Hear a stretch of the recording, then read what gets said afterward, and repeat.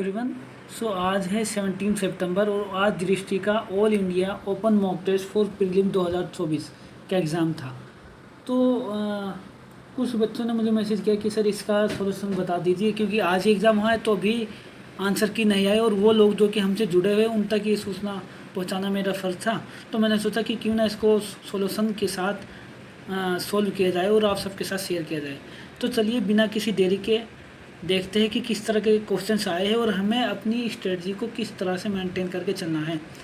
तो चलिए मैं थोड़ा सा यहाँ चेंज ये करूँगा कि मैं शुरू से ना करके हम लास्ट से स्टार्ट करेंगे इसको, ठीक है, नीचे से सोल्व करते चलेंगे, ठीक। तो चलिए जैसे आप सबसे लास्ट का क्वेश्चन देख रहे होगे, बिना किसी देरी के स्टार्ट करते हैं। ब्रह्म ब्रह्मांड के निर्माता है, ज्ञान और शक्ति में परिपूर्ण है एवं आत्माओं तथा तत्व से भिन्न है।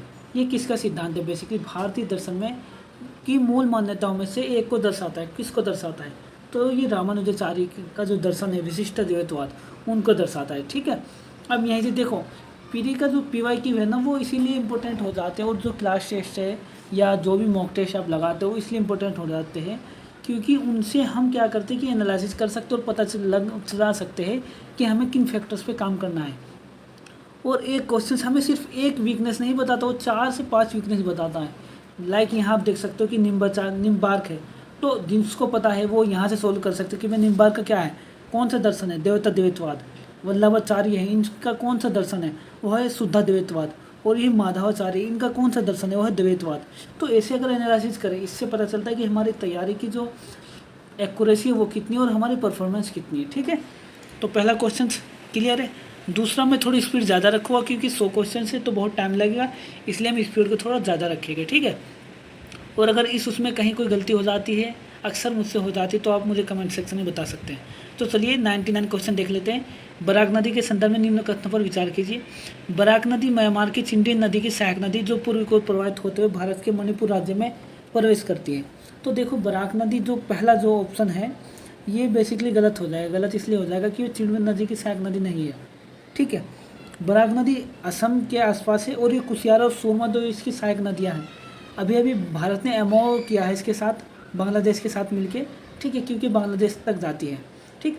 तो ऑप्शन 2 और ऑप्शन 3 जो दिया है, भारत और बांग्लादेश ने कुशियारा नदी के जल बंटवारे के लिए एक समझौता ज्ञापन मेमोरेंडम किया है, पर हस्ताक्षर किए, जो मैंने अभी आपको बताया।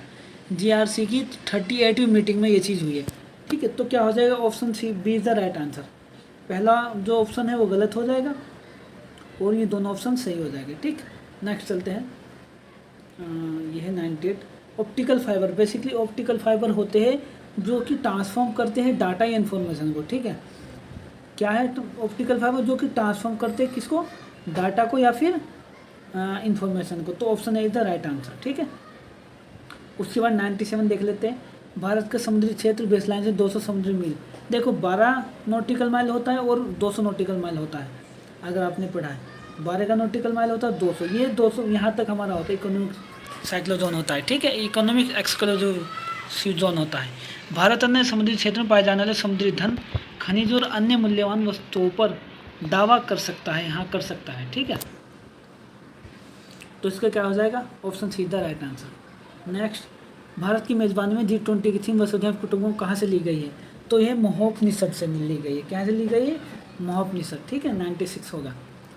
नेक्स्ट चलते हैं। हाल ही में चर्चा में रहा फिनलैंड लाइन शब्द किससे चर्चा है? देखो जब कोल्ड वॉर चल रहा था ना रशिया के बीच में और अमेरिका के USA के बीच में, तो इस शीत युद्ध के दशक के दौरान फिनलैंड ने रूस और पश्चिम के बीच सख्त तटस्थता की नीति अपनाई। तो ये उस वक्त जो पॉलिसी अपनाई गई थी उसी को कहा गया फिनलैंडलाइजेशन, ठीक है। नेक्स्ट चलते हैं हम ये देख लेते हैं 93। तिलारी उत्तराखंड का छठा वन्यजीव कॉरिडोर है जिसे संरक्षण रिजर्व घोषित किया गया। उत्तराखंड का नहीं है, ये महाराष्ट्र के अंदर है, ठीक है। तो ये गलत हो जाएगा। खिरम संरक्षण रिजर्व हिमाचल प्रदेश में है। ये हिमाचल प्रदेश में ना होकर कहाँ है? ये है जम्मू और कश्मीर में। तो क्या हो जाएगा? ना तो एक ना ही दो, option D is the right answer, ठीक है। इसे 92 देख लेते हैं। वन्यजीव अधिनियम WPA 1972 देश की पारिस्थितिकी और पर्यावरण सूचना सुरक्षा सुनिश्चित करने की दृष्टि से जंगली जानवरों, पक्षियों और पौधों की सुरक्षा प्रदान करता है, सही है। वर्ल्ड लाइफ प्रोटेक्शन 1972 के बारे में बात है। दूसरा, वन्यजीव संरक्षण संशोधन अधिनियम 2022 ने विशेष रूप से संरक्षित जानवरों के लिए अनुसूची की संख्या 4 से घटाकर 6 कर दी है। गलत, गलत इसलिए हो जाएगा कि 6 से घटा के 4 की है, ठीक है। तो ऑप्शन क्या हो जाएगा, दूसरा गलत है, पहला सही, तो option A is the right answer. और एक चीज़ और बता दूँ, ये उस पैटर्न पे बेस है जिस पर यूपीएससी ने इस दफ़ा क्वेश्चन पूछे हैं, ठीक है। अब 91 देख लेते हैं। गलवन मीथेन प्लेज मीथेन उत्सर्जन का सबसे कम करने के लिए क्रियाओं में की उत्प्रेरित करने के लिए 2021 में COP20 से शुरू की गई है। अब इसको होल्ड रखते हैं, ठीक, अब इसको होल्ड रखते हैं। ये देख लेते लाइक कि ये है चौथा, भारत वैश्विक मीथेन पहल का भागीदार है। गलत है, इसका भागीदार नहीं है। अगर चौथा ही गलत है, ये भी गलत, मैंने इसी तरह किया इसको, ये भी गलत, मुझे यही ऑप्शन आता था, तो ऑप्शन सी था राइट आंसर, ठीक है। नेक्स्ट चलते हैं, 90 देख लेते हैं। ध्यानचंद पुरस्कार हमें पता है कि खेलों को बढ़ावा देने के लिए सही हो जाएगा। मौलाना अब्दुल कलाम आज़ाद अंतर्राष्ट्रीय विश्वविद्यालय टूर्नामेंट में शीर्ष प्रदर्शन के लिए दिया जाता है। टैंगसिंग नॉर्गे राष्ट्रीय साहसिक पुरस्कार, ये भी सही है, और अर्जुन पुरस्कार भी सही है। तो क्या हो जाएगा, 4 इसमें सही हो जाएगी। Option D is the right answer, ठीक। अगर आपको इस PDF की इसकी जो ये PDF अगर ये चाहिए आपको फिजिकल कॉपी, तो आप मेरा टेलीग्राम ग्रुप ज्वाइन कर सकते हैं, वहाँ से आपको PDF मिल जाएगी, ठीक है। नेक्स्ट चलते हैं, भारतीय इतिहास के संदर्भ में निम्न व्यक्तित्वों पर विचार कीजिए। ये बताने कि भाई जो भारतीय राष्ट्रीय कांग्रेस है उसके जो गर्म दल है वो गर्म दल से कौन कौन संबंधित थे। अब बस ये देख लो कि कौन नहीं था, तो राजनारायण बोस नहीं थे, अश्विनी कुमार दत्त थे, सुरेंद्रनाथ बनर्जी भी थे, विपिन चंद्र पाल भी थे, अरविंदो घोष भी थे, ठीक है। तो चारों सही है, तो मतलब केवल 4 हो जाएंगे। अब यूपीएससी जिस तरह से क्वेश्चन पूछ रहा है ना, उसमें आपका एक्यूरेसी होनी बहुत ज़रूरी है। आपके कॉन्सेप्ट के साथ साथ फैक्ट भी आपके बहुत बिल्ड होने चाहिए, अदरवाइज आप क्वेश्चन को हल नहीं कर पाएंगे। इसीलिए बहुत से लोगों ने, सुनील धावंता जो टॉपर, उन्होंने ये कहा है कि अब जो यूपीएससी है ना, उनका एक ट्वीट वायरल हुआ कि अब जो यूपीएससी है ना वो इंसान के लक पे बेस एग्ज़ाम हो चुका है, और ये कहीं ना कहीं बात सही भी है। खैर 88 देख लेते हैं। स्वामी विवेकानंद के संदर्भ में कौन सा कथन सही नहीं है। उन्होंने वेदांत और योग के भारतीय दर्शन को पश्चिमी दुनिया से परिचित कराया, सही। उन्होंने 1893 शिकागो में आयोजित प्रथम धर्म संघ भारत का प्रतिनिधि, ये भी सही है। 1987 में रामकृष्ण मिशन में शामिल हुए, शामिल नहीं हुए, उन्होंने स्थापना की थी, तो option see the right answer, ठीक है। 87 भारतीय शास्त्रीय संगीत की हिंदुस्तानी शैली के संदर्भ में ख्याल संगीत की उत्पत्ति का श्रेय किसको जाता है, अमीर खुसरो का जाता है, बात सही है, बात सही, किसको जाता है, अमीर खुसरो का जाता है, ठीक है। ख्याल संगीत में ध्रुपद की तुलना में तान को बहुत कम जगह दी गई है, इन दोनों से मिलके बनता है बेसिकली, तो ये गलत हो जाएगा, option A the right answer, ठीक। ताकू शास्त्र किससे संबंधित है बेसिकली, तो ये जो है ना कार शिल्प एक साइंस है, उससे संबंधित है, ठीक है। तो option A the right answer हो जाएगा। चोल का कालीन कांच से मूर्तिकला के संदर्भ को किसके दमन, ये लास्ट में देखेगा, अब इसको होल्ड करके रखते हैं, ठीक है, क्योंकि ये मुझे एग्जैक्ट आता नहीं है, सही बात ये है। निम्न में से कौन सालभंजी का शब्द की व्याख्या करता है, तो बेसिकली सालभंजी का जो है ना एक पत्थर की मूर्ति है, ठीक है। तो option be the right answer हो जाएगा। विजयनगर साम्राज्य की अमरनायक प्रणाली, अमरनायक प्रणाली, इस प्रणाली की कई विशेषता दिल्ली सल्तनत की प्रणाली से ली गई, सही है। ये मनसानों का क्षेत्रीय स्वामी थे, गलत हो जाएगा। उन्होंने विजयनगर साम्राज्य के राजाओं के प्रभावी युद्ध, बिल्कुल, क्योंकि वो सपोर्ट करते थे, ठीक है ना, सैन्य शक्तियों को जो है ना इम्प्रूव करते थे, तो उन चीज़ों में कहीं ना कहीं ये स्टेटमेंट सही हो जाएगा, तो ऑप्शन बी था राइट आंसर, ठीक। उसके बाद नेक्स्ट चलते हैं, ये देख लेते हैं। निम्नलिखित में से किस अधिनियम ने लोक सेवकों के चयन और भर्ती की खुली प्रतियोगिता प्रणाली शुरू की है। एक्चुअली बात ये है कि देखो, मैंने एग्ज़ाम ऑफलाइन नहीं दिया है, मैंने ऑनलाइन दिया था, और ऑनलाइन एग्ज़ाम अब तक आया नहीं है, तो मैंने एक दोस्त से PDF लेके PDF बनाया, फिर उसको हल किया मैंने, और फिर कुछ चीज़ें एनालिसिस करके तब आपके सामने मैं इसको रिव्यू कर रहा हूँ, ठीक है। तो option see the right answer हो जाएगा। 1853 का चार्टर एक्ट है, जिसमें जो सिविल सर्विस के एग्ज़ाम था उसको थोड़ा ओपनली लॉन्च किया गया था, ठीक है। उसके बाद चलते हैं, ये MSP निर्धारित करते समय सरकार किन किन मापदंडों का पर विचार करती है। तो एक तो जो खाद पे किया जाने वाला फर्टिलाइजर्स पे जो कि एक्सपेंडिचर होता है वो फार्मर्स का, वो आता है कहीं ना कहीं। श्रमिक का आता है, ईंधन की वो आती है, लागत आती है। स्वामित्व वाली भूमि का ये नहीं होगा, और ये नहीं, चौथा नहीं होगा, पाँचवा भी हो जाएगा, ठीक है। तो केवल 4 हो जाएंगे, option see the right answer. Next चलते हैं निपाम। निपाम बेसिकली जो है ना IP इंटेलेक्चुअल प्रॉपर्टी राइट को लेके एक संस्था है, ठीक। तो इस पे क्वेश्चन है, निपाम का लक्ष्य भारत में उद्यमियों और युवा पेशेवरों को आईपी जागरूकता और बुनियादी प्रशिक्षण प्रदान करना है। सही है। ये कार्यक्रम विज्ञान और प्रौद्योगिकी मंत्रालय गर्व, ये जो है ना इस मंत्रालय के अंतर्गत नहीं आता, जिसके मंत्रालय के अंतर्गत ये बता रहे हैं आपको, ठीक है। बेसिकली ये आता है वाणिज्य एवं उद्योग मंत्रालय के अंदर, ठीक है। तो ये थोड़ी सी चीज़ ध्यान देने वाली बात है। Option be the right answer हो जाएगा, ठीक। भारत विश्व बैंक समूह की निम्न में से किस एजेंसी का हिस्सा नहीं है? भारत जो है ना किसका है, देखो IDA का है, IFC का भी है, मीगा का भी है, इसका नहीं है, ठीक। Option A the right answer. उसके बाद देख लेते हैं MPEDA, ये मेरीन प्रोडक्ट है ना जो उनसे रिलेटेड है बेसिकली। समुद्री उत्पाद निर्यात विकास प्राधिकरण के संदर्भ में निम्न कथन पर विचार कीजिए, ठीक। तो इसमें है, ये वर्ष 1972 में गठित वाणिज्य और उद्योग मंत्रालय का एक वैधानिक निकाय है। सही है, एक वैधानिक निकाय। ये समुद्री उत्पादों निर्यातों को बढ़ावा देने के लिए, ये भी सही है। ये निर्यात के लिए समुद्री उत्पादों हेतु मानक और विशिष्टताएं भी निर्धारित करता है, ये भी सही है। तो तीनों सही हो जाएगा, ऑप्शन सीधा राइट आंसर, ठीक। नेक्स्ट चलते हैं 77। मुद्रास्फीति अगर बढ़ती है तो उसका क्या इम्पैक्ट पड़ेगा? मुद्रास्फीति बढ़ने से अर्थव्यवस्था की मुद्रा का अवमूल्यन हो जाता है, डिवेल्युएशन होता है उसका, ठीक है, ना कि डिप्रीव्यूट, तो ये गलत हो जाएगा। निर्यात कम प्रतिस्पर्धी, ये बात सही है, ये थोड़ा सा हो सकता है, ऑप्शन बी था राइट आंसर, ठीक। उसके बाद ग्लोबल लिवेबिलिटी इंडेक्स कौन जारी करता है? तो इकोनॉमिक्स इंटेलिजेंस यूनिट जारी करती है, ऑप्शन सी था राइट आंसर। कौन जारी करता है? Option see the right answer, ठीक। उसके बाद नीचे चलते हैं। लाइबर क्या है? Basically London interbank offer rate के संदर्भ में निम्न कथनों पर विचार कीजिए। लाइबर में बेंचमार्क या ब्याज दर है जिस पर वैश्विक बैंक एक दूसरे को अल्प ऋण देते हैं, सही है, ठीक। दूसरा, लाइबर को SOFR द्वारा प्रतिस्थापित किया गया है, नहीं, ये गलत हो जाएगा, क्योंकि इसको इसके द्वारा नहीं बल्कि यूनियन जो फेडरल है उसके द्वारा इसको निकाला गया है, ठीक। RBI ने बैंकों से MIBOR से पूर्ण परिवर्तन सुनिश्चित करने को कहा है जो लाइबर पर आधारित नहीं है। MIBOR नहीं है, MMBOR है, MMIFOR है, सॉरी MMIFOR है, जिसके लिए RBI ने बोला है। तो ऑप्शन 3 गलत हो जाएगा, ऑप्शन बी गलत हो जाएगा, तो option A the right answer, ठीक है, option A the right answer. 74 देख लेते हैं।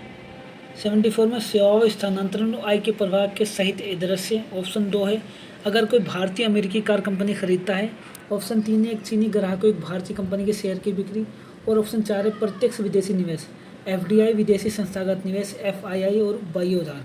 बेसिकली बताना यह है कि जो भुगतान संतुलन के पूंजी खाता लेन देन में कितने मध्य शामिल है।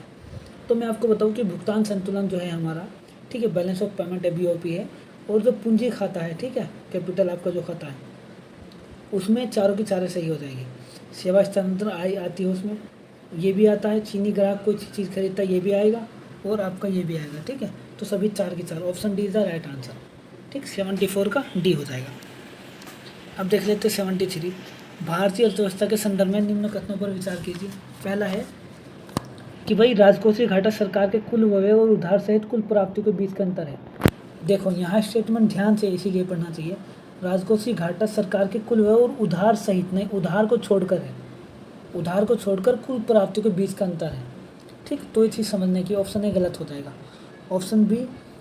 ऑप्शन बी है कि भाई प्राथमिक घाटा, राजकोषीय घाटा और शुद्ध ब्याज, नेट ब्याज की बात करें, नेट इंटरेस्ट, उनके बीच का अंतर है, सही है, option be the right answer, ठीक है। उसके बाद चलते हैं 72।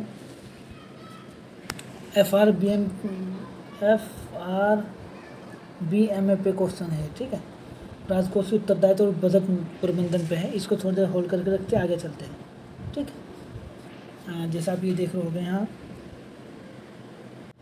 निम्न में से कौन सा तरलता पास, ठीक है, लिक्विडिटी पास सबका सबसे अच्छा वर्णन है। तरलता पास क्या है, तो इसमें बताना है कि भाई ये क्या है, ठीक है, जो लिक्विडिटी ट्रैप है वो, या तरलता पास जिसको बोलते हैं, सबसे अच्छा वर्णन कौन सा इनमें से करता है।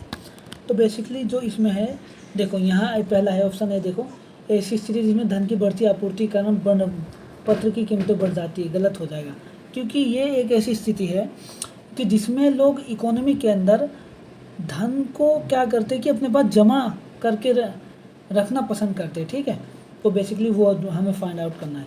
ऐसी परिदृश्य जिसमें बाजार की ब्याज दर में गिरावट की उम्मीद है, पूंजी लाभ होगा गलत, ये भी गलत है। ऐसी स्थिति जिसमें अर्थव्यवस्था में अतिरिक्त धन प्रवेश के बजाय लोग बंध पत्र रखना पसंद करते हैं, ये भी गलत हो जाएगा। मतलब बॉन्ड्स की बात कर रहा है ये। थोड़ा सा हिंदी में यही दिक्कत होती है। ऐसी स्थिति जिसमें लोग अर्थव्यवस्था में अतिरिक्त धन प्रवेश कर भी बंध पत्र के बजाय नकदी अधिशेष के रूप में जमा रखना पसंद करते हैं। देखो जो मैंने आपको बताया, जब लोग अपने होल्ड मनी को होल्ड करना चाहते हो ना, उस सिचुएशन को बेसिकली लिक्विडिटी ट्रैप बोला जाता है। ठीक, उसके बाद नेक्स्ट चलते हैं। अब देख ले हो गया 67। ठीक, तो इसमें है, देख लेते हैं सकल राष्ट्रीय उत्पाद GNP, ग्रोस नेशनल प्रोडक्ट के संदर्भ में बताना है। पहले इसमें खाड़ी देशों में कार्यरत भारतीय नागरिकों के स्वामित्व वाले उत्पादन के कारकों से होने वाली आय शामिल है। देखो GNP का मतलब यह है कि ग्रोस नेशनल प्रोडक्ट, मतलब वो कि भारत का व्यक्ति किसी भी माध्यम से, किसी भी सोर्स के थ्रू जो भी इनकम कर रहा है, वो टोटल की टोटल GNP में आएगी। ठीक, अब वो बाहर से कर रहा हो, कहीं से वो कुछ भी, कोई भी एनी हाउ, ठीक है, किसी भी सोर्स से वो कर रहा हो तो GNP में आएगी। उसके बाद इसमें भारत में कार्यरत विदेशी की आय शामिल नहीं है, गलत हो जाएगा। ठीक है, तो क्या है, option is the right answer. ठीक, उसके बाद नेक्स्ट चलते हैं। नेक्स्ट में है आपका जेनेरिक दवा, इसको भी थोड़ा होल्ड करके, अच्छा ये देख लेते हैं। ये क्वेश्चन बड़ा मज़ेदार है, मैंने पहली दफ़ा टर्म देखी और मैंने इसको न्यूज़ में नहीं पढ़ा। 3 पेरेंट बेबी शब्द का सबसे अच्छा वर्णन क्या है? तो बेसिकली जो 3 पेरेंट है ना, ये वर्ड डिफाइन करता है कि भाई इसमें बेसिकली जेनेटिकली 3 पेरेंट्स हो जब एक बच्चे के, तो उसी को क्या बोलते हैं, 3 पेरेंट्स बेबी। ठीक है, उसी को बोलते हैं 3 पेरेंट्स बेबी।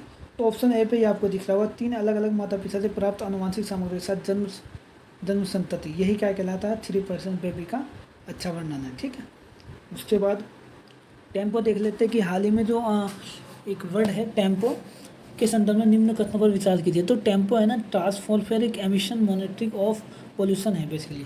इसका जो मोटो है ना, वो अंतरिक्ष से उत्तरी अमेरिका में वायु प्रदूषण की निगरानी करना है। तो ऑप्शन है तो सही है। दूसरा एक को मैं बता दूं कि नासा का प्रोग्राम है बेसिकली। ठीक है, किसका प्रोग्राम है, नासा का। इन्होंने क्या कहा है कि कनाडा अंतरिक्ष एजेंसी का, जबकि गलत हो जाएगा।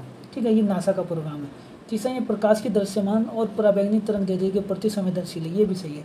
तो क्या हो जाएगा, इसमें केवल 2 कथन सही है, option be the right answer. ठीक है, अब हम नेक्स्ट चलते हैं कि देख लेते हैं 62। तो जो री के संदर्भ में बेसिकली बात की गई है, री बोलते दुर्लभ मृदा तत्व। ठीक है, री केवल पृथ्वी पर पाया जाता है और किसी अन्य खगोलीय पिंड में मौजूद नहीं है, बेसिकली ये बात है पहला। दूसरा है री 15 तत्वों का एक समूह है जिसमें मुख्य रूप से रेडियोधर्मी सामग्री शामिल है, दूसरा सही है। तीसरा है चीन दुनिया का सबसे बड़ा री उत्पादक और निर्यातक देश है, ये भी सही है।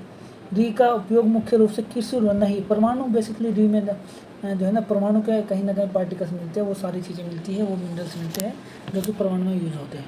तो चौथा गलत है, तो थोड़ा इसमें एलिमिनेट कर सकते हैं, ये थोड़ा क्वेश्चन उस तरह से है, तो ये गलत हो जाएगा, ये गलत हो जाएगा पहला।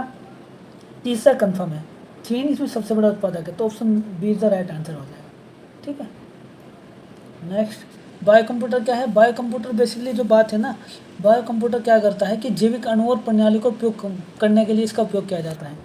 तो ऑप्शन बी पे अगर आपको दिखाई दे रहा है, अभिकल्पनात्मक कार्यों के लिए जैविक अणु और प्रणाली को उपयोग करना ही क्या है, बायो कंप्यूटर का प्राथमिक उद्देश्य है। ठीक, उसके बाद चलते हैं 60 पे। ये टीबी पे बेस है, ये गैर संक्रामक रोग है। टीबी बेसिकली क्या, नॉन कम्युनिकेबल डिजीज़ है, तो पहला क्या हो जाएगा, पहला गलत हो जाएगा। ठीक है, क्योंकि ये फैलती है एक दूसरे से। ठीक, दूसरा ये बेसिलस माइक्रोबैक्टीरियम के कारण होता है, ये बात सही है, ये उसी के कारण होता है। तीसरा, दवा प्रतिरोधी उपचार के लिए बेडाक्विलिन और डेमोनिल नहीं, अभी 2 वैक्सीन निकाली गई है ना, तो उनसे इनका इलाज होता है, ना कि इससे होता है। तो कौन सा सही है, ऑप्शन है द राइट आंसर। ठीक है, उसके बाद चलते हैं आगे। ये देख लेते हैं, जैसा ब्रह्मोस मिसाइल है 57वां देखो। ठीक है, ब्रह्मोस मिसाइल के संदर्भ में निम्न कथनों पर विचार कीजिए। ये एक सार्वभौमिक लंबी दूरी, देखो ब्रह्मोस मिसाइल लंबी दूरी के लिए नहीं बल्कि शॉर्ट दूरी के लिए है। ठीक है, तो पहला तो गलत हो जाएगा। दूसरा, ये ठोस, इसके अंदर कौन सा जो प्रणोदक यूज होता है वो ठोस होता है। ठीक है, तो ये बात सही है। दाग और भूलदार सिद्धांत पर कार्य करता है, नहीं वो ध्रुवद है, ना कि ये। ठीक है, तो ये भी गलत हो जाएगा। तो इसमें कौन सा सही, सिर्फ दूसरा, मतलब ऑप्शन है द राइट आंसर। ठीक है, क्या हो जाएगा इसमें सही, ऑप्शन है द राइट आंसर। नेक्स्ट चलते हैं। वेब 4.0 का वैकल्पिक नाम क्या है? जो वर्ल्ड वाइड वेब का भविष्य का परिकल्पित चरण है, जिसमें अत्यधिक बौद्धिक अनुप्रयोगों तथा निर्बाध मानव कंप्यूटर संपर्क की विशेषता होने की उम्मीद है। पहला है हाइपरलिंक्ड वेब, दूसरा है संवर्धित वेब, तीसरा है वर्चुअल वेब और चौथा है सिम्बियोटिक वेब। तो मैं आपको बता दूं, अब तो हालांकि वेब 5.0 भी आ चुका है, ठीक है। तो ये बात करें वेब 4.0, वेब 4.0 को सिम्बियोटिक वेब भी कहा जाता है। तो option D is the right answer हो जाएगा, ठीक है। उसके बाद चलते हैं 55। आदित्य 11 अभी अभी न्यूज़ में था और एक्सपेक्टेड था, मुझे लग रहा था कि क्वेश्चन आएगा ही और वही आया है, ठीक है। आदित्य 11 बेसिकली लेग्रांज पॉइंट, अच्छा लेग्रांज पॉइंट को थोड़ा सा मैं बता देता हूँ, वैसे आप लोगों को पता होगा कुछ इस तरह की उसकी ये है, यहाँ होता है, ठीक है। पृथ्वी और सूर्य के बीच में एज ए पार्किंग की तरह हमने यहाँ इसको भेजा और वो यहाँ से निगरानी करेगा बेसिकली, ठीक है। एक ऐसी स्टेज है जो कि इन दोनों के बीच में होती है, ठीक। तो बेसिकली कुछ इस तरह से है उसका, जिनको नहीं पता उनके लिए एक हिंट था, बाकी आप देख सकते हैं यूट्यूब वगैरह पे कहीं भी। आदित्य L1 को लेग्रांज पॉइंट 1 के चारों ओर हेलो ऑर्बिट में स्थापित किया गया, जो पृथ्वी और सूर्य के बीच स्थित है। मैंने अभी आपको समझाया, तो ऑप्शन है सही। लेग्रांज पॉइंट का उपयोग अंतरिक्ष यान द्वारा न्यूनतम ईंधन खपत की एक निश्चित स्थिति में रहने के लिए अंतरिक्ष में पार्किंग स्थल के रूप में किया गया है।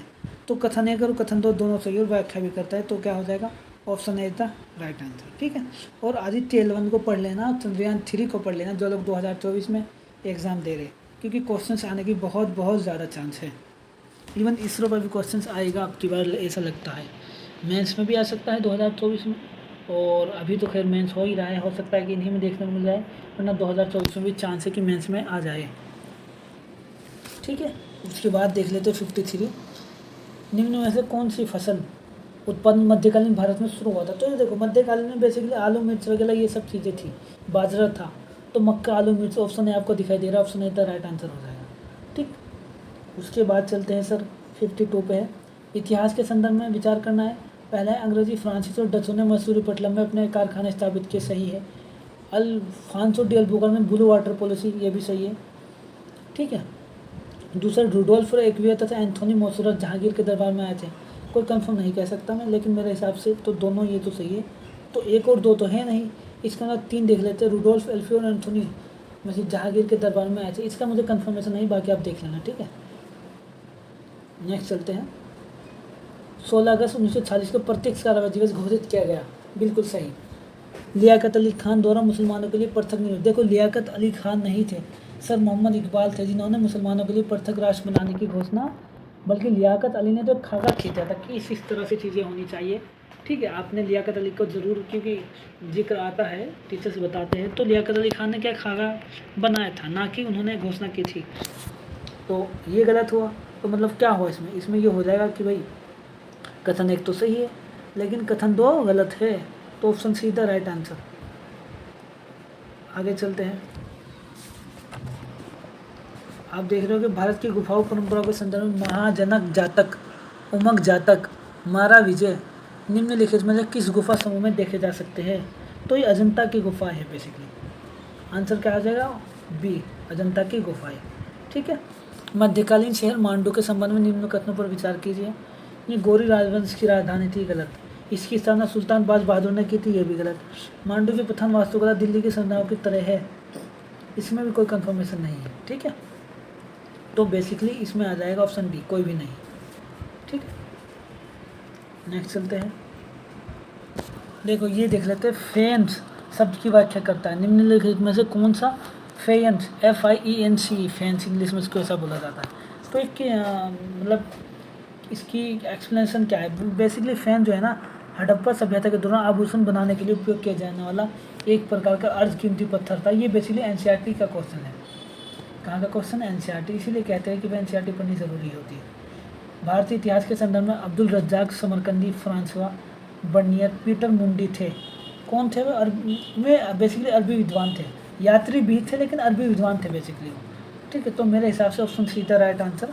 देखो आंसर की अभी आई नहीं है, और जैसे ही आंसर की आती है मैं अपने ग्रुप में डाल दूँगा, हो सकता है कि मेरे भी कुछ क्वेश्चन गलत हो, ठीक है, क्योंकि मैं अपनी फाउंडेशन नॉलेज की बेस पे ही ये कर रहा हूँ। और 1-2 चीज़ें मैंने देखी, जैसे फैंस है, तो ये मुझे नहीं मेरी समझ में, तो मैंने इसको सर्च किया था, तो वो चीज़ें हैं, लेकिन मैं आंसर की आपके साथ शेयर ज़रूर करूँगा। आप सभी टेलीग्राम ज्वाइन कर सकते हैं, ठीक है। आपको PDF भी वहाँ मिल जाएगी और वो चीज़ें भी क्लियर हो जाएगी, ठीक। अच्छा, 45वां क्वेश्चन देख लेते हैं, बहुत ही अच्छा क्वेश्चन है। देखो, मातंगी जो हाजरा है ना, बेसिकली तमलुक पुलिस स्टेशन में तोड़फोड़ करने के लिए 6000 से अधिक स्वतंत्र सेनानियों का नेतृत्व किया। सही है, इसी के लिए जानी जाती है ये कि स्वतंत्र सेनानी थी और क्रांतिकारी थी, ठीक है। ये भी कुट्टी मालूम, ये भी एक स्वतंत्र सेनानी थे, ठीक है। इन्होंने कहा था कि भाई तुम अपना कर्तव्य निभाओ और मैं अपना कर्तव्य निभाऊंगी। ये भी दूसरा स्टेटमेंट सही होता है इनके बारे में। अरुणा असफ अली तो आप सब जानते होंगे, बहुत फेमस पर्सनैलिटी है और इनका जिक्र आता है ग्वालियर टैंक मैदान में तिरंगा झंडा इन्होंने फहराया था। तो इसमें क्या ये भी सही हो जाएगा? तो तीनों ही सही है, तो option D is the right answer, ठीक है। 45वें तो क्या हो जाएगा? Option D. अब चलते हैं प्राचीन भारतीय इतिहास के संदर्भ में ये साहित्य के ऊपर बात कर लेते हैं। पहला है इरा मावतरम, भाई इसका मुझे कंफर्म नहीं पता है, इसको होल्ड करके रखते हैं। रामचरितमानस तुलसीदास, ये सही है। पंचरात्र, देखो पंचरात्र भास ने नहीं, रामानुज ने लिखा है। किसने लिखा है? रामानुज ने, तो ये गलत हो जाएगा। लीलावती प्रबंधम, ये भास्कराचार्य का है, ठीक है। ये यहाँ होना चाहिए था, बल्कि उन्होंने दे रखा ऊपर इस तरह से है, ठीक है। भास्कराचार्य ने लिखा है। तो इसमें कौन कौन सी सही है भाई? पंचमात्र गलत हो जाएगा, लीलावती गलत हो जाएगा, ठीक है। रामचरितमानस सही है। तो अभी अपनी नॉलेज के बेस पे मैं कहता हूँ कि ऑप्शन ए था राइट आंसर, ठीक है। हो सकता है कि ये भी सही हो, लेकिन मुझे नहीं पता, तो इसलिए मैं कुछ कह नहीं सकता, ठीक। उसके बाद चलते हैं 43। ये बेसिकली पासिर या जो आपके जलाशय होते हैं उन पर बेस है, ठीक है।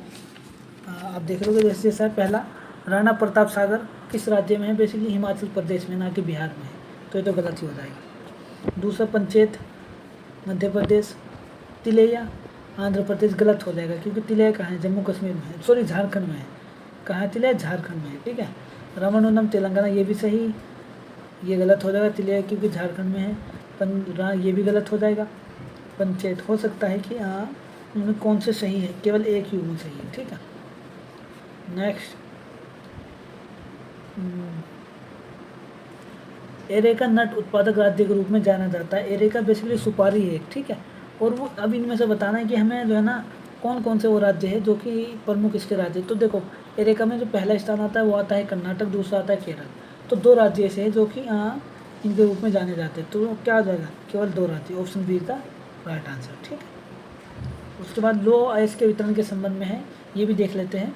कर्नाटक देश में लो आयस का तीसरा सबसे बड़ा उत्पादक देश है। देखो, कर्नाटक नहीं, अगर आपने खनिज संचालन पढ़े हैं और आपने अगर लो आयस पढ़ा है तो आप देखोगे कि ओडिशा, अगर आप मैप में देखोगे तो ओडिशा सबसे बड़ा उत्पादक, जहाँ सबसे ज़्यादा लोहे का प्रोडक्शन होता है वो ओडिशा राज्य है, ठीक है।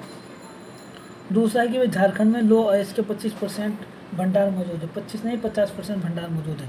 ये देश में कुल लो आयस के उत्पादन का लगभग इतना % उत्पादन करता है। तो ये भी बेसिकली पूरी तरह से सही नहीं है। भारत विश्व में लो आयस का तीसरा सबसे बड़ा निर्यातक है, ठीक है। भारत की निर्यातक है, ये भी गलत हो जाएगा, ठीक है। तो इसमें कोई भी नहीं, क्या आ जाएगा? Option D the right answer, okay. उसके बाद चलते हैं, ये भी देख लेते हैं, ये भी लो आयस के संबंध में। लो आयस को गलाने के लिए मैग्नीज एक महत्वपूर्ण कच्चा माल है, बिल्कुल सही है। मैग्नीज एक कच्चे माल की तरह यूज हो सकता है और बहुत बेहतर तरीके से काम करता है लो आयस को गलाने के लिए। दूसरा है मैग्नीज मुख्यतः धारवाड़ क्रम की चट्टानों से संबंधित है, ये सही है बिल्कुल। तीसरा राजस्थान मैग्नीज का एक प्रमुख उत्पादक राज्य है। देखो, मैग्नीज का राजस्थान नहीं है, बल्कि मैग्नीज का जो उत्पादक राज्य है ना वो है आपका मध्य प्रदेश। मैग्नीज का जो उत्पादक राज्य है वो है मध्य प्रदेश, ठीक है। तो तीसरा गलत हो जाएगा। दूसरा सही है, पहला भी सही है, दूसरा भी सही, तीसरा गलत है। चौथा देखो, इसका उपयोग ब्लीचिंग पाउडर, कीटनाशक, रंग रोगन और बैटरी के निर्माण में किया जाता है, ये भी सही है। तो सिर्फ तीसरा ही गलत है इसमें। तीसरे का जो सही आंसर है वो मैंने आपको बता दिया, महाराष्ट्र है।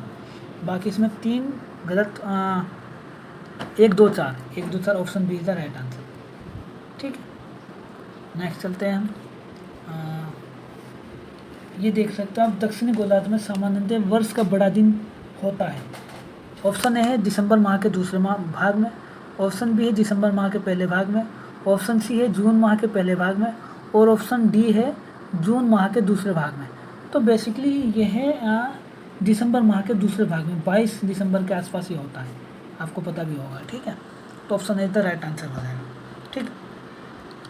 36 देख लेते हैं। कुछ पहाड़ियाँ दी है और उनकी लोकेशन दी है, तो बताने कि कितने सही है।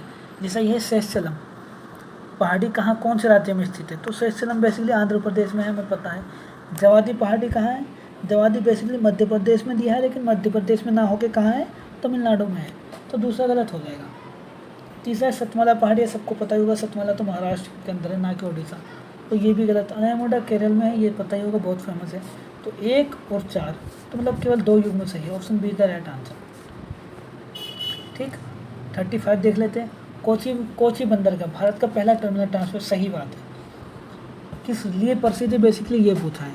कोलकाता बंदरगाह एकमात्र प्रमुख नदी तटीय बंदरगाह, ये भी सही है। बंधावन बंदरगाह भारत का 12वां, नहीं, न्यू मैंगलोर है भारत का 12वां, तो ये गलत हो जाएगा। केवल 2 युग्म सही है। Option B is the right answer. ठीक, उसके बाद 34 देख लेते हैं। विक्टोरिया झील युगांडा, तंजानिया और केन्या के मध्य सीमा बनाती है, क्या ऐसा है? ऐसा ही है। ऑप्शन है द राइट आंसर। दूसरा, टांगनिका झील जेरे, तंजानिया और जाम्बिया के मध्य सीमा बनाती है। जेरे, तंजानिया और जाम्बिया, ये समझ में आता है, जाम्बिया समझ में नहीं आता। जेरे और ये तो समझ में भी आता है, तो जाम्बिया थोड़ा गलत है। ठीक है, तो ऑप्शन 2 गलत हो जाएगा। चाड झील, चाड नाइजर, नाइजीरिया और कैमरून के मध्य सीमा बनाती है। ऑप्शन ये भी सही है, ये भी सही है, ये गलत है। Option B is the right answer. ठीक, उसके बाद राइट, ये देख लेते हैं। अच्छा क्वेश्चन है। आपातकालीन प्रावधानों के संसदीय अनुमोदन तो निरसन के संबंध में बताने की कौन सा कथन है? इनमें से कितने कथन सही, ये बताना है। ठीक है, जैसे ये दिया 38वें संशोधन जब पूर्व घोषणा को राष्ट्रपति समय ही रद्द कर सकता है, गलत। उस घोषणा को रद्द करने के लिए दोनों सदनों द्वारा साधारण बहुमत से पारित किया जाना आवश्यक है, गलत हो जाएगा। ठीक, दूसरा, आपातकाल की घोषणा को दोनों सदनों द्वारा विशेष बहुमत से पारित किया जाना चाहिए, ये सही है। 42वें संशोधन, इसका तो कोई ताल्लुक ही नहीं था इससे, तो क्या है? ऑप्शन है द राइट आंसर। केवल 1 युग्म सही है। ठीक है, केवल 1 ही युग्म सही है। आगे चलते हैं। भारत का निर्वाचन आयोग के संबंध में बेसिकली सवाल है। ठीक है, भारत का पहला ऑप्शन आप देख रहे हो, ऑप्शन है निर्वाचन आयोग लोकसभा और राज्य विधानसभाओं के अलावा भारत के राष्ट्रपति और उपराष्ट्रपति के पदों के लिए भी चुनाव आयोजित करता है, तो निर्वाचन आयोग करता है ऐसा। ऑप्शन है is the right answer. Option B, Bharat का मुख्य चुनाव आयोग दूसरे कार्यकाल के लिए पुनर्युक्त का पात्र है, ये भी क्या है? सही है। संविधान में निर्वाचन आयोग के सदस्यों का कार्यकाल निर्दिष्ट नहीं किया गया है 6 और 65 वर्ष, तो ऑप्शन सी हो जाएगा। ऑप्शन सी, यही गलत है इसमें। और उसने पूछा है कि कथन सही नहीं है। ठीक है, तो बेसिकली ये भी एक देखना फैक्टर है कि भाई पूछा क्या है, तो option see the right answer. ठीक, और उसके बाद चलते हैं सर आपका 29, संपत्ति के अधिकार की संवैधानिक स्थिति के संबंध में निम्न कथनों पर विचार कीजिए। संविधान के इतने भाग नहीं, इतने नहीं, ये इतने भाग में है। ठीक है, आप देख लेना कितना वहाँ है। ठीक, उसके बाद इसे संसदीय विधि के माध्यम से विनियमित या संशोधित किया जा सकता है, सही है। ये संविधान के मूल ढांचे का हिस्सा नहीं, ये भी सही है। ये केवल कार्यकारी क्रिया के तहत निजी संपत्ति की रक्षा करता है, तीनों सही है, तो option see the right answer. ठीक है, यहाँ देख लें भारत के संविधान की एकात्मक विशेषताओं के संदर्भ में। एकात्मक विशेषता, एकल संविधान होता है, वहाँ एकीकृत न्यायपालिका होती, सही है। राज्यपाल की नियुक्ति तो स्टेट में होती है, ये गलत हो जाएगा, ये भी गलत हो जाएगा। Option B is the right answer. ठीक है, उसके बाद देख लेते हैं ये छठी अनुसूची 6 शेड्यूल। देखो यूपीएससी में क्वेश्चन आया 2014 में, छठी अनुसूची 2014 और 2013 के आसपास भी आया है शायद। राष्ट्रपति स्वशासी जिले या क्षेत्रों के प्रशासन से संबंधित किसी भी विषय की जांच और रिपोर्ट प्रदान करने के लिए आयोग की नियुक्ति कर सकता है, सही है। राज्यपाल को स्वशासी जिलों को स्थापित और पुनर्स्थापित करने का अधिकार है, ये भी सही है। Option see the right answer. ठीक है, पैसा देख लेते हैं। पैसा एक्ट पे पहले भी क्वेश्चन आया हुआ है 2017 के आसपास, आप देख लेना। मैं जहाँ तक रिकॉल कर पा रहा हूँ वो मेरी मेमोरी तो यही कहती है। ठीक है, पैसा बेसिकली क्या है कि ये 5वीं और 6वीं अनुसूची में वर्णित क्षेत्रों पर लागू होता है, हाँ, लेकिन सीमित स्पेसिफिक के लिए लागू होता है, तो ऑप्शन ए सही हो जाएगा। ये ग्राम सभा को पंचायत द्वारा कार्यान्वयन से पूर्व आरंभ की गई विकास योजना को स्वीकृति देने का अधिकार प्रदान करता है, यही इसका मोटो था, ये भी सही हो जाएगा। तीसरा गलत है। ठीक है, नीलामी दोहन का इसका कोई मसला नहीं है, option B is the right answer. Option B is the क्या हो जाएगा? Option B is the right answer. ठीक है सर, उसके बाद आगे चलते हैं। यह राज्य निर्वाचन को हटाया जा सकता है 24 राज्य के राज्यपाल द्वारा, राज्य विधानसभा द्वारा, मुख्यमंत्री के कार्यकारी आदेश के माध्यम से, राज्य उच्च न्यायालय के न्यायाधीश के निष्कासन की प्रक्रिया के समान। देखो, हमें समझना ये है कि अगर आपको नहीं भी पता राज्य निर्वाचन आयोग को, तो आप ये देख लो कि केंद्र में जो निर्वाचन आयोग है उसकी क्या पोजीशन है हटाने के लिए। उसकी सेम प्रक्रिया क्या है कि भाई सुप्रीम कोर्ट के वकील की प्रक्रिया है, तो वही यहाँ हो जाएगी same. Option D is the right answer. जो हाई कोर्ट के वकील को हटाने की प्रक्रिया है और वो है महाभियोग, आपको पता है ये होगा। ठीक है, उसके बाद चलते हैं सर हम 23। किसी राज्य में मुख्यमंत्री की नियुक्ति के संदर्भ में दिए गए कथन। पहला है, एक व्यक्ति जो राज्य विधानसभा सदस्य नहीं उसे अधिकतम 6 माह की अवधि के लिए मुख्यमंत्री के रूप में नियुक्त किया जा सकता है। सही बात है, इस अवधि में उसे निर्वाचित होना पड़ेगा, अन्यथा वो मंत्री नहीं रहेगा। दोनों सही है। तो क्या है, कथन और कथन 2 सही है और व्याख्या भी सही करता है। ठीक है सर, उसके बाद चलते हैं 22वां। ये क्वेश्चन बड़ा मज़ेदार है। भारत के संविधान ने सर्वोच्च न्यायालय के न्यायाधीश के रूप में नियुक्ति के लिए न्यूनतम आयु निर्धारित की है। कितनी आयु? 35 वर्ष है। सही हो जाएगा। दूसरा, संविधान ने सर्वोच्च न्यायालय के न्यायाधीशों का कार्यकाल निश्चित किया है। ये भी सही हो जाएगा। तो कौन सा सही नहीं है? Option D is the right answer. ठीक है, नीचे चलते हैं। समिति से एक क्वेश्चन यूपीएससी पूछती है और इसमें भी है क्वेश्चन। भारतीय संसद के संदर्भ में निम्नलिखित में से कौन सी समिति सदन में प्रक्रिया और कामकाज के संचालन के मामलों पर विचार करती है एवं सदन के नियमों में आवश्यक संशोधन की सिफारिश करती है? लोकसभा में इस समिति में पदेन अध्यक्ष के रूप में अध्यक्ष समेत 15 सदस्य होते हैं। कौन सी है? कार्य मंत्रणा समिति है क्या, सामान्य परियोजना है, या विशेष अधिकारी, या नियम समिति है? तो नियम समिति is the right answer. Okay, I hope you are getting very well. 20 question देख लेते हैं। मंत्रिमंडल समिति और उनके अध्यक्ष से बताने की कौन सी समिति के अध्यक्ष कौन होता है। पहला, राजनीतिक मामलों की मंत्रिमंडल समिति के अध्यक्ष होते हैं हमारे पीएम। तो बात सही है, हमारे पीएम ही समिति के अध्यक्ष होते हैं। संसदीय कार्य मंत्रिमंडल समिति, ये गलत हो जाएगा। संसदीय कार्य ये नहीं होता। स्वच्छता पर मंत्रिमंडल समिति, रक्षा मंत्री पीएम होता है, ये भी गलत। आर्थिक मामले इसके पीएम होते हैं। ठीक है, तो क्या है, ऑप्शन है द राइट आंसर। सिर्फ एक ही ऑप्शन सही है, बाकी सब गलत है। 19वां देख लो। केंद्रीय मंत्रिपरिषद के संदर्भ में निम्न कथनों पर विचार कीजिए। मंत्रिपरिषद में मंत्रियों की कुल संख्या लोकसभा की कुल सदस्य संख्या के 10 से 15% के बीच। 15% का जिक्र है, 10 का तो जिक्र है नहीं। मैंने तो नहीं पढ़ा, तो हो सकता है। ठीक है, गलत। जबकि प्रधानमंत्री राष्ट्रपति के प्रसाद पद पर्यंत अपना पद धारण करते हैं, वहीं अन्य मंत्री पीएम के प्रसाद पर्यंत पद धारण करते हैं। गलत बात है। ठीक है, ये भी गलत हो जाएगा। थोड़ी भी अगर आपने पॉलिटी पढ़ी है तो आपको पता है कि ये गलत है। मंत्रिपरिषद सामूहिक रूप से संसद के दोनों सदनों के प्रति उत्तरदायी होती है। गलत। किसके प्रति उत्तरदायी होती है? लोकसभा के। ठीक है, तो कोई भी नहीं, option D is the right answer. ठीक।